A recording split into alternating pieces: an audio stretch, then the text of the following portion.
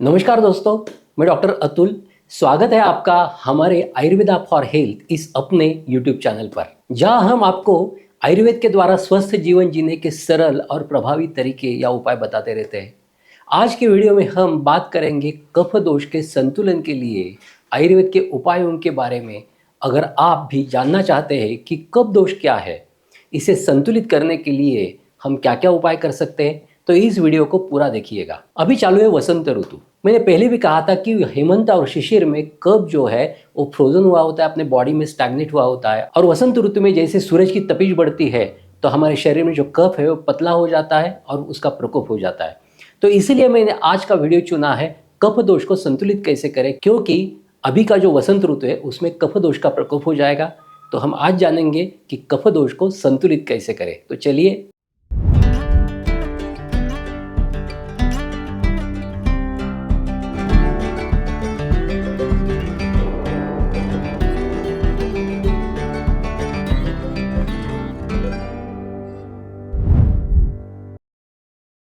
पहले हम यह समझते हैं कि कफ दोष है क्या। आयुर्वेद के अनुसार हमारे शरीर के 3 प्रकार के दोष होते हैं, मैंने पहले भी कहा था, वात, पित्त और कफ।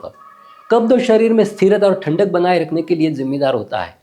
ये शरीर में तरल तत्वों की तरह काम करता है, जैसे म्यूकस है, लुब्रिकेशन है, जॉइंट्स में जो लुब्रिकेशन होता है वो।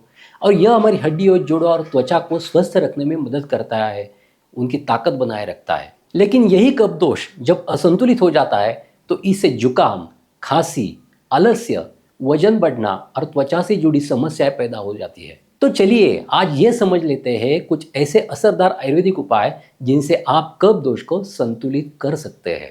पहला पॉइंट है, ताजे और हल्के आहार का सेवन करें। कफ दोष को संतुलित करने के लिए सबसे पहले आपको अपने आहार पर ध्यान देना होगा। आपको ताजे, हल्के और पचने में आसान आहार का सेवन करना चाहिए। मसालेदार, ताजे फल और शाकाहारी भोजन जैसे खिचड़ी है, सूप और सलाद बहुत फायदेमंद होता है। खासकर गर्म और ताजे फल जैसे सेब, अनार, अंगूर, संतरा, मौसम्बी ये भी आप ले सकते हैं। और वही ठंडे और भारी पदार्थ जैसे दूध है, दही है, तला भुना खाना है, ये कफ बढ़ा सकते हैं, इसीलिए ये नहीं लेना है। मसालों का सेवन कर सकते हैं आप। आयुर्वेद में मसाले कफ दोष के संतुलन के लिए बेहद प्रभावी माने जाते हैं। खासकर अदरक है, हल्दी है, लौंग है, काली मिर्च है, ये मसाले शरीर में जमा हुए कफ को समाप्त करने में मदद करते हैं और पाचन क्रिया को भी सुधारते हैं। आप इनका इस्तेमाल चाय में, भोजन में या फिर सीधे भी कर सकते हैं। नियमित व्यायाम और योग। कफ दोष को संतुलित करने के लिए शारीरिक गतिविधियां भी बहुत जरूरी है। नियमित व्यायाम करिए, खासकर योगा और प्राणायाम कफ को पिघलाने में मदद करते हैं। कफ बढ़ने से शरीर में स्थिरता आती है, जबकि व्यायाम से शरीर में हलचल और ऊर्जा का संचार होता है। आप प्राणायाम जैसे कपालभाति और अनुलोम विलोम करके न केवल कफ को कम कर सकते हैं बल्कि मानसिक शांति भी पा सकते हैं, उसको प्राप्त कर सकते हैं। चौथा पॉइंट, हल्की मालिश करें। आयुर्वेद में तेल का मालिश कफ संतुलन के लिए बहुत प्रभावी माध्यम है और उपाय भी माना जाता है। लेकिन कौन से तेल का मालिश करना है चाहिए ये बहुत ज़रूरी है। इसके लिए आप तिल तेल का मालिश कर सकते हैं, जिससे आपके शरीर में जमा हुआ कफ बाहर निकल जाएगा। यह रक्त प्रवाह को बेहतर बनाता है और शारीरिक दर्द और सर्दी को भी कम करता है। अगर आप गर्म तेल का इस्तेमाल करें तो इसे हल्के हाथों से धीरे धीरे शरीर पर मालिश करें।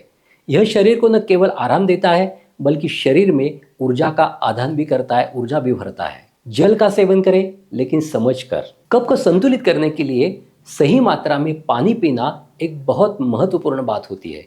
हालांकि कफ दोष में ज़्यादा पानी पीना नुकसानदायक हो सकता है, क्योंकि यह कफ को और बढ़ा सकता है। इसके साथ ही पानी में कुछ अदरक, नींबू या फिर शहद मिलाकर पीने से भी पाचन सुधरता है और कफ की समस्या से भी राहत मिल सकती है। तनाव से बचे और मानसिक शांति भी बनाए रखें।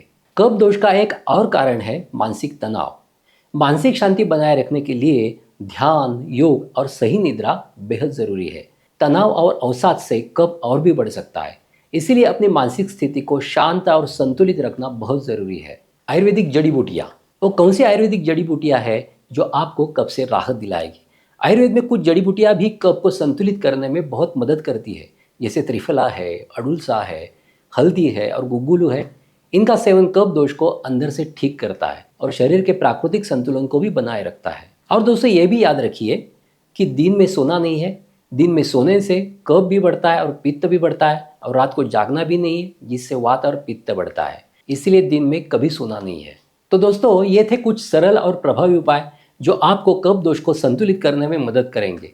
ध्यान रखें कि आयुर्वेद में हर चीज़ का समय और सही तरीका होता है, इसीलिए इन उपायों को धीरे धीरे अपनाएं और परिणाम भी देखें। और अगर आपको हमारा वीडियो पसंद आया हो तो लाइक और शेयर ज़रूर करिएगा। और यदि आपने अभी तक हमारे चैनल को सब्सक्राइब नहीं किया है तो सब्सक्राइब करें, ताकि आपको और भी स्वास्थ्य से जुड़ी टिप्स मिल सके।